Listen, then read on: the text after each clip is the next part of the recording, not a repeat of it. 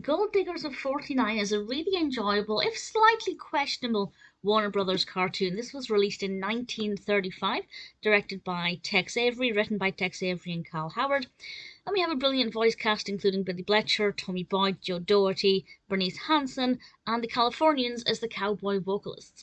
And it is set during the Gold Rush.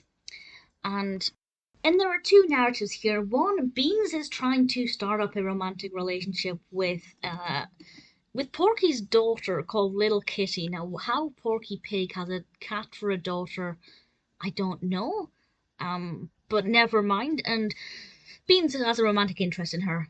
But he's also trying to get some gold, and Porky says if you can retrieve this sack of gold, you can have my daughter's hand. And obviously that's very unnerving, and not the best kind of 21st century attitude, but certainly for the time it's very interesting to see Beans working very hard because he wants to get the girl, but also Porky is desperate for the gold, as are pretty much every other characters.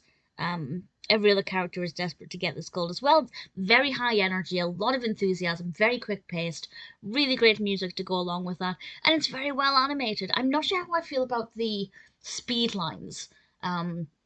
There's a car, Porky is riding in a car, and as it picks up speed, it just becomes quite blurry. Maybe blurry is not the right word, but there are a lot of lines over it, and I can't work out if I think that's a really genius way of showing speed, or if I just didn't like it at all. I don't know. So if you have an opinion on that either way, please do let me know.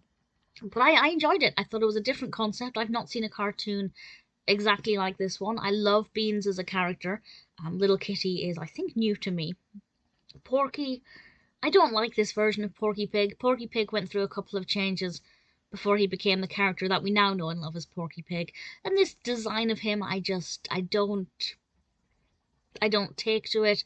I don't really care for it. But it's not a fault of the cartoon, it's just the way Porky was at this point.